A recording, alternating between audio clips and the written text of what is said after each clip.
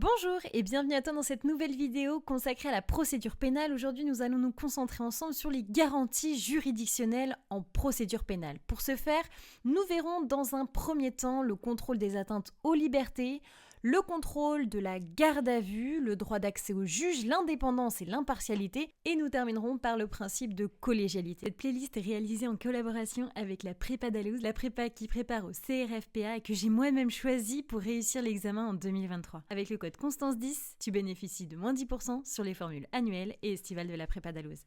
Tu es prêt ? Alors c'est parti. Tout d'abord, le contrôle des atteintes aux libertés. Tu peux noter que les mesures les plus graves doivent être bien entendu contrôlées par l'autorité judiciaire. Les mesures les plus graves, c'est bien sûr la garde à vue, la détention, les perquisitions et bien sûr les atteintes à la vie privée. Et ce sont les articles 5 de la CEDH et l'article préliminaire du Code de procédure pénale qui le prévoient. À titre d'exemple, tu peux noter qu'une garde à vue décidée par la police est forcément contrôlée par le procureur, puis aussi parfois par un juge. Alors étudions ensemble le contrôle de la garde à vue. Que faut-il savoir ? Tu peux noter que la garde à vue, elle est décidée par un officier de police judiciaire. Attention toutefois, le procureur contrôle lui aussi la mesure au-delà de 48 heures de garde à vue. L'intervention d'un juge est nécessaire également dans certains dossiers plus graves. Comme par exemple, tu peux noter en matière de criminalité organisée, tu peux noter que le juge des libertés et de la détention peut autoriser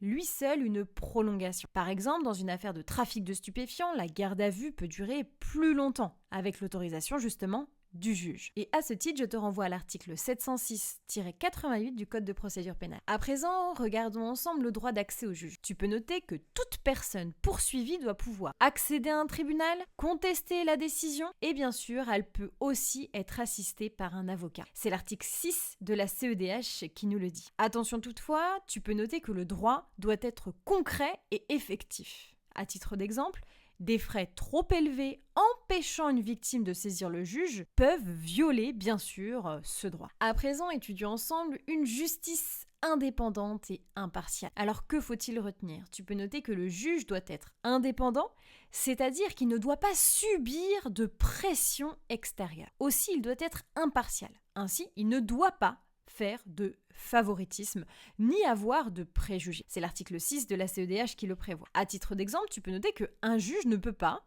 participer au jugement d'une affaire s'il a déjà instruit le dossier. L'objectif, bien entendu, c'est de garantir la confiance dans la justice. À présent, le principe de collégialité. Alors, que faut-il savoir ? Tu peux noter que, en principe, plusieurs juges rendent la décision. Pourquoi cela ? Eh bien finalement, le fait qu'il y ait plusieurs juges, ça va permettre plus de neutralité, une discussion collective et forcément une meilleure qualité de décision. Par exemple, le tribunal correctionnel siège normalement avec 3 juges.